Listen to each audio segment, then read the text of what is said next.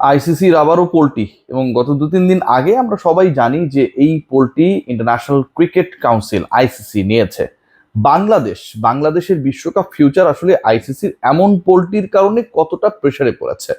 2027 বিশ্বকাপে বাংলাদেশ যেখানটায় খেলার পরিকল্পনা করছে, সরাসরি কোয়ালিফাই করার পরিকল্পনা করছে সাউথ আফ্রিকা, নামিবিয়া এবং জিম্বাবুয়েতে, সেই বিশ্বকাপে বাংলাদেশ সত্যি কি সরাসরি কোয়ালিফাই করতে পারবে? কারণ আইসিসির যেই কাট অফ ডেডলাইন, যেই ডেডলাইনের মধ্যে বাংলাদেশকে টপ 9 টিমের মধ্যে থাকতে হবে, 9তম বা 9ম টিমের মধ্যে থাকতে হবে, সেই ডেডলাইনটা চেঞ্জ হয়ে গেছে। এবং সেটা হচ্ছে কতদিন, মানে যেটা ছিল 2027 মার্চের লাস্ট ডে পর্যন্ত, 31 মার্চ পর্যন্ত, সেটা এগিয়ে আনা হয়েছে 2026 সেপ্টেম্বরে। মানে সেপ্টেম্বরকে যদি আপনি 2026 30 তারিখ পর্যন্ত ধরেন, তাহলে অক্টোবর, নভেম্বর, ডিসেম্বর, জানুয়ারি, ফেব্রুয়ারি, মার্চ, 6 মাস। এই 6 মাসে বাংলাদেশ অন্তত 2টা ইন্টারন্যাশনাল ওয়ানডে সিরিজ খেলতো, এবং সেই ওয়ানডে সিরিজগুলো আলটিমেটলি বাংলাদেশের কোয়ালিফাই করার ক্ষেত্রে যেই কাট অফ ডেডলাইনটা, যেটা 27 মার্চের 31 তারিখ পর্যন্ত ছিল, সেটাকে সেপ্টেম্বরের 2026 নিয়ে আসা হয়েছে। এই যে 6 মাস এগিয়ে আনা হয়েছে, সেই সিরিজগুলো বাংলাদেশের কোয়ালিফাই করার যে ইকুয়েশন, সমীকরণ, সেখানটায় কোনোভাবেই কার্যকর হবে না, কোনো গুরুত্ব রাখবে না। এখন হিসাবটা হচ্ছে যে বাংলাদেশ যারা সরাসরি কোয়ালিফাই করা নিয়ে মোটামুটি একটা প্রেসারে পড়েছে। সাকিব আল হাসান, দেন নাজমুল হোসেন শান্ত, বাংলাদেশ দলের মেহেদী হাসান মিরাজ ক্যাপ্টেন্সির দায়িত্ব নেবার আগ পর্যন্ত যারা ওয়ানডে ক্যাপ্টেন্সির দায়িত্বটা পালন করেছেন, আন্ডার দেয়ার লিডারশিপ বাংলাদেশের বিশাল একটা ফল হয়েছে। তাদের লিডারশিপকে যতটুকু দায়ভার দেওয়া যায়, তার থেকে ওই সময়ের যে বোর্ড, ফারুক আহমেদের বোর্ড, সেই বোর্ডের সময় ওয়ানডের জয়ের যে হার, সেটা ছিল 13 থেকে 15% মাত্র। এবং যেটার একটা বড় প্রভাব ছিল র্যাঙ্কিং এর, রেটিং পয়েন্টসে। শেষ পর্যন্ত বাংলাদেশ জিম্বাবুয়ে সিরিজের আগে টানা 4টা সিরিজে জিতেছে, ওয়ানডেতে টানা 4 সিরিজে জিতে বাংলাদেশ এই মুহূর্তে টেবিলে 9 নম্বরে অবস্থান করছে। এখন এই 9 নম্বরে অবস্থান করা বাংলাদেশের জন্য অ্যাপারেন্টলি মনে হতে পারে যে বাংলাদেশ একটা সেফ প্লেসে রয়েছে, যেহেতু 9 এর মধ্যেই থাকতে হতো 2027 31 মার্চ পর্যন্ত। এখন তো বাংলাদেশ এই 9 নম্বরেই রয়েছে, হাতে রয়েছে আর মাত্র 2 মাস, অগাস্ট আর সেপ্টেম্বর। এই 2 মাসের মধ্যে বাংলাদেশ যদি কোনো কারণে নাম্বার 10th টিম হয়ে যায় ইন দ্য র্যাঙ্কিং, সেই ক্ষেত্রে বাংলাদেশ কি আসলে কোয়ালিফায়ার, যেটা হচ্ছে আগামী বছরে নামিবিয়া অ্যান্ড সাউথ আফ্রিকায় অনুষ্ঠিত হবে, সেখানটায় খেলতে হবে কিনা? এই প্রশ্নের উত্তরগুলো খোঁজার চেষ্টা করেছি, এবং এই প্রশ্নের উত্তরগুলো খোঁজার চেষ্টা করে আপনাদেরকে যে উত্তর জানানোর চেষ্টা করব। একই সাথে বিশ্বকাপের 12টা ভেন্যুস কনফার্ম হয়ে গেছে, এবং সেই ভেন্যুগুলোতে বাংলাদেশের খেলা আসলে কোথায় পড়তে যাচ্ছে। সাউথ আফ্রিকায় বাংলাদেশে বেশি ম্যাচ হবে নাকি জিম্বাবুয়ের মতো কিংবা নামিবিয়ার মতো যেই দেশগুলো রয়েছে, ছোট দেশগুলো, সেই দেশগুলোতে আসলে বাংলাদেশের অধিকাংশ ম্যাচেস খেলানো হবে, সেই একটা প্রশ্নের উত্তর আমরা খোঁজার চেষ্টা করব। প্রথমে যে পয়েন্টটা ডিসক্রাইব করতে চাই, সেই পয়েন্টটা হচ্ছে 2027 31 মার্চ।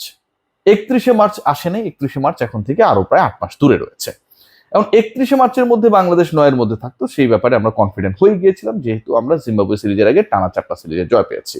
এখন আসছে 2026 সেপ্টেম্বরের 30 তারিখ। বাংলাদেশ এই সময়ের মধ্যে সব যদি ঠিক থাকে, তারা একটি মাত্র ওয়ানডে সিরিজ খেলবে। এবং অগাস্টে বাংলাদেশে ইন্টারন্যাশনাল ফিক্সচার থাকলেও অগাস্টে বাংলাদেশ আলটিমেটলি খেলবে শুধুমাত্র টেস্ট সিরিজ, সেটা অস্ট্রেলিয়ার বিপক্ষে, অস্ট্রেলিয়ায় গিয়ে। সো অগাস্টে বাংলাদেশের ইন্টারন্যাশনাল খেলা রয়েছে, বাট ওয়ানডে খেলা নেই। সেপ্টেম্বরে বাংলাদেশের প্রবাবল যে সিরিজটা রয়েছে ইন্ডিয়ার এগেনস্টে, সেটা যদি অনুষ্ঠিত হয়, সেখানটায় বাংলাদেশ অংশগ্রহণ যদি করে, তাহলে বাংলাদেশ 3-0 যদি হেরে যায়, বাংলাদেশের যেই অবস্থান র্যাঙ্কিং এবং রেটিং পয়েন্ট 83 রাইট নাও, সেটায় কোনো প্রভাব পড়বে কিনা। দ্য কোয়েশ্চেন খুবই simple, and the answer of this question is also simple. Bangladesh তাদের যে পরবর্তী, মানে তাদের নিচের ধাপে যে দলটা রয়েছে উইন্ডিজ, তাদের রেটিং পয়েন্ট হচ্ছে 77, বাংলাদেশ 83। বাংলাদেশ 3-0 যদি পরাজিত হয় সেপ্টেম্বরে যেই প্রপোজড সিরিজ নিয়ে কথা রয়েছে ইন্ডিয়ার এগেনস্টে, তাহলেও বাংলাদেশ র্যাঙ্কিং এর 10th পজিশনে যাবে না। বাংলাদেশ ইন্ডিয়ার বিপক্ষে 3-0 হেরে যাবে, এটা আমি আসলে বিশ্বাস করি না। সো বাংলাদেশের র্যাঙ্কিং বা রেটিং পয়েন্টের যে জায়গাটা রয়েছে, সেটাই সেপ্টেম্বরের যে কাট অফ ডেডলাইন আইসিসি নতুন করে 6 মাস এগিয়ে এনেছে, সেটাতে খুব বেশি প্রভাব পড়বে না। Bangladesh ultimately they are in the safest zone. Point number 2, যে পয়েন্টটা নিয়ে আলোচনা করতে যাচ্ছিলাম, মানে আমি আপনাদেরকে একটু আগে ব্রিফ করেছি যে বিশ্বকাপের ভেন্যুস গুলো কনফার্ম হয়ে গেছে, বাংলাদেশের খেলাগুলো আসলে কোথায় হবে। দেখুন, বিশ্বকাপের যে ভেন্যু কনফার্ম হয়েছে, আইসিসি এবারে বিশ্বকাপে একটু আগে বলছে যে 12টা আয়োজক শহরের নাম প্রপোজ করেছে। টোটাল 12টা শহরে হবে। খুবই এক্সাইটিং আমার কাছে মনে হয় 14 দলের বিশ্বকাপ, এবং সেটা অক্টোবর নভেম্বর হবে আগামী বছর, মানে সেপ্টেম্বর 2027-এর। এখন এই 12টা ভেন্যুতে হবে 54 ম্যাচেস, 54টা ম্যাচ হবে 12টা ভেন্যুতে। 54টা ম্যাচ যে অনুষ্ঠিত হবে তার আগে যেই সুপার লিগটা হবে, সুপার লিগ বা কিছু একটা কোয়ালিফায়ারই বলতে পারেন, 12, 13 এবং 14 নম্বর টিমের মধ্যে সেইখানকার ম্যাচেস গুলো কিন্তু অ্যাডেড। সেইখানে র্যাঙ্কিং এর 12, 13, 14 পরস্পরের সাথে রাউন্ড রবিন লিগ পদ্ধতিতে মুখোমুখি হবে, এবং যেই দল টপার থাকবে তিনি বাকি 11টা দলের সাথে সেই দল অ্যাড হবে। তখন 12টা শীর্ষ দল 2 ভাগে ভাগ হয়ে একে অপরের সাথে মুখোমুখি হবে। এই ফরম্যাটটা আমি প্রিভিয়াসলি আলোচনা করেছি। এখন এই যে 12টা আয়োজক শহরের নাম বলা হয়েছে, তার মধ্যে 8টা হচ্ছে সাউথ আফ্রিকায়, 3টা জিম্বাবুয়েতে, 1টা নামিবিয়ায়। ক্লিয়ার? জিম্বাবুয়ে আর নামিবিয়া তো বিশ্বকাপে খেলবে, বাংলাদেশের ম্যাচেসগুলো কোথায় হবে সেই আলোচনা আসছি। যেহেতু Zimbabwe and Namibia, along with South Africa, they are the host of the upcoming World Cup. So Zimbabwe and Namibia, they must play their matches. বিশ্বকাপে যে ম্যাচেসগুলো তারা খেলবে সেটা সংখ্যায় যাই হোক না কেন, সেই ম্যাচগুলো দে উইল প্লে, তারা তো টপ 12 এর মধ্যেই হোপফুলি থাকবে, দে উইল প্লে কোথায় খেলবে, তাদের দেশে খেলার চেষ্টা করবে। সো ফ্রম দ্যাট কানেকশন জিম্বাবুয়েতে ম্যাচের সংখ্যা হতে পারে ম্যাক্সিমাম 10, মিনিমাম 7। নামিবিয়াতে প্রপোজ করা হয়েছে যে 3টার বেশি ম্যাচ হবে না, ধরে নেওয়া হচ্ছে নামিবিয়া টপ 12-এ কোয়ালিফাই করবে না। তার মানে ওই যে 12, 13, 14 যে ম্যাচগুলো সেগুলো নামিবিয়াতে অনুষ্ঠিত হবে, বড় দলের ম্যাচেসগুলো আলটিমেটলি সেখানটায় হবে না।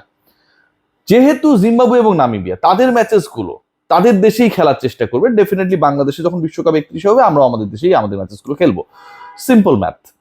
সো বাংলাদেশ এন্ড জিম্বাবুয়ে ওই যে সুপার 12 বা টপ 12 যারা ভাগ হয়ে যাবে 2 গ্রুপে 6-6 করে, বাংলাদেশ এন্ড জিম্বাবুয়ে যদি সেম গ্রুপে না পড়ে, বাংলাদেশের প্রথম 5টার ম্যাচের কোনো ম্যাচই জিম্বাবুয়েতে পড়ার সম্ভাবনা থাকবে না। Simple math. বাংলাদেশ যদি জিম্বাবুয়ের গ্রুপে না পড়ে, ওই যে 6-6 করে ভাগ হবে গ্রুপ এ এন্ড বি, তাহলে বাংলাদেশের কোনো ম্যাচে জিম্বাবুয়েতে হওয়ার চান্স ইজ ভেরি, আমার কাছে মনে হয়, আনলাইকলি। সো বাকি যে 8টা ভেন্যু রয়েছে, সাউথ আফ্রিকার যে 8টা ভেন্যু রয়েছে, সেই 8টা ভেন্যু যদি আপনাদের সাথে শেয়ার করি, সেই 8টা ভেন্যু হচ্ছে Johannesburg, Centurion, Durban, Gqeberha, KuGompo city, Cape Town, Paarl and Bloemfontein. এই যে 8টা সিটি রয়েছে, সেখানটাই বাংলাদেশ আলটিমেটলি তাদের 2027 বিশ্বকাপের মূল পর্বের ম্যাচেসগুলো খেলবে। বাংলাদেশে 1টা বা ম্যাক্সিমাম 2টা, এটার সম্ভাবনা 2টা হওয়ার সম্ভাবনা খুবই কম, ম্যাচ অনুষ্ঠিত হতেও পারে জিম্বাবুয়েতে। নামিবিয়ায় বাংলাদেশের ম্যাচ যে হবে না সেটা মোটামুটি আমরা বলতেই পারি। সো লং স্টোরি যদি শর্ট করি তাহলে কি দাঁড়ায়, যে আপকামিং ওয়ার্ল্ড কাপে যে কাট অফ ডেডলাইন, যেটার মধ্যে বাংলাদেশকে র্যাঙ্কিং এ 9 নম্বরে থাকতে হবে 2027-এর 31শে মার্চের মধ্যে, সেটা 6 মাস এগিয়ে এনেছে আইসিসি, অ্যান্ড 6 মাস এগিয়ে এনে সেটাকে 30শে সেপ্টেম্বর করা হয়েছে। 30 সেপ্টেম্বরের মধ্যে বাংলাদেশের টপ 9-এ থাকা নিয়ে খুব বেশি সন্দেহ নেই। যদি ভারতের বিপক্ষে সিরিজ অনুষ্ঠিত হয়, বাংলাদেশ যদি সবচেয়ে ওয়ার্স্ট রেজাল্ট 3-0 হেরে যায়, তাতেও কোনো সমস্যা থাকবে না।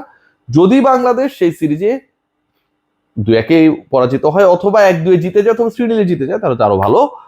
আর বাংলাদেশের আপকামিং ওয়ার্ল্ড কাপে যেই 12টা ভেন্যুতে আসলে বিশ্বকাপের 54টা ম্যাচ হবে, ম্যাক্সিমাম ম্যাচ অনুষ্ঠিত হবে সাউথ আফ্রিকায়, কারণ দে হ্যাভ দ্য 8 ভেন্যুস। জিম্বাবুয়ের যে ম্যাচেসগুলো হবে তাদের 3টা ভেন্যুতে, সেগুলো আলটিমেটলি হোস্ট জিম্বাবুয়ের ম্যাচেসগুলোই সেখানটায় হওয়ার সম্ভাবনা রয়েছে। বাংলাদেশ জিম্বাবুয়ে প্রাথমিকভাবে মানে গ্রুপ অফ 6 যেটা বলা হচ্ছে, সেখানটায় যদি এক গ্রুপে না পড়ে, তাহলে বাংলাদেশের জিম্বাবুয়েতে খেলার সম্ভাবনা খুবই কম। সবাই ভালো থাকবেন।